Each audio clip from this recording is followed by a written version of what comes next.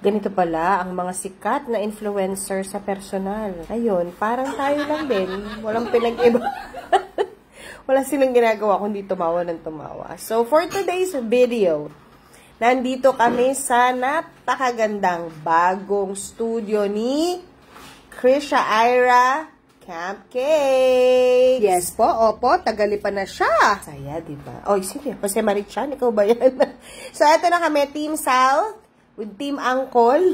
Joke-joke lang naman talaga yung mga team namin. Kami naman talaga ay friends lamang. At maliban sa dedication and soft opening ng Camp Cakes dito sa Lipa City, we are also celebrating the birthday of Krisha Ira and Alyana at blow the candle moment na. At nakakatawa talaga, you know what? Magka-birthday na sila, magka-age pa sila. O, picture daw muna. Yan. Bago ang talagang tunay ng official blow the candle moment. And here they are. Ganyan sila sa totoong buhay. Para mga bata, just enjoying the day. Honestly, iba sila sa videos nila versus real life. Mas luka-luka sila at mas fun. Ito, blow the candle, hindi makablow ng sabay. Laging nagkakagulo.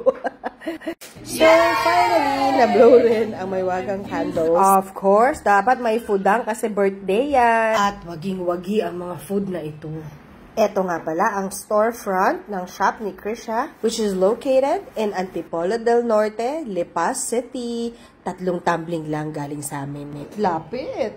And this is the magical sunset na pinagmamalaki ng Camp Cakes by Krisha Ira. At ito naman kami, kompleto na kami, di ba? So fun. At ito, may batang nakikialam na Christmas lights na may Christmas lights. Ayan, tingnan ninyo. Ang pretty ng sunset ba? Siyempre, kailangan may moment si Krisha. Ayun. Ayan. Ayan.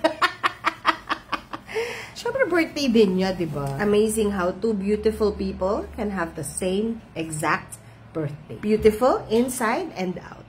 At ang bake shop, flower shop na, real quick. Congratulations again sa Camp Cakes. And as a resident of Lipa City, welcome! Hindi syempre mawawala ang mandatory groove fee.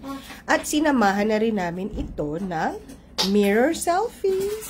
Oh, in fairness, ang cute namin dito. Syempre, bakers, supporting bakers. Dapat laging ganyan, laging positive. Sa kadadaldal namin, inabot na kami ng gabi. Anto! O, tamo-tamo talaga siya pilawi para harang naman. Galit na talaga yung bata yan. Okay, go for the blow! Blow! 1, 2, 3, blow! Hoy!